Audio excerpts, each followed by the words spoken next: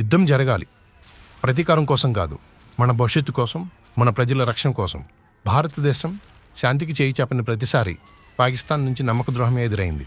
స్వాతంత్రం వచ్చిన కొద్ది సంవత్సరాలకి 1971లో బంగ్లాదేశ్ ఏర్పాటుకు జరిగిన యుద్ధంలో భారత్ విజయం సాధించి 93,000 మంది పాకిస్తానీ సైనికులను పట్టుకుంది.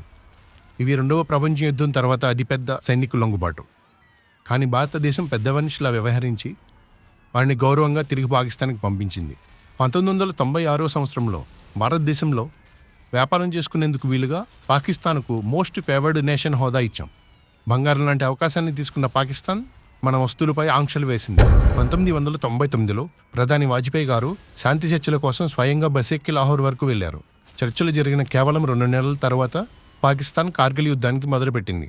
శాంతికి నిలయమైన భారతదేశంలో మతగొడవలు సృష్టించడానికే పెహల్గాం దాడికి పాల్పడింది. యుద్ధం జరగాలి, ప్రతీకారం కోసం కాదు, మన భవిష్యత్తు కోసం, మన ప్రజల రక్షణ కోసం. జై హింద్.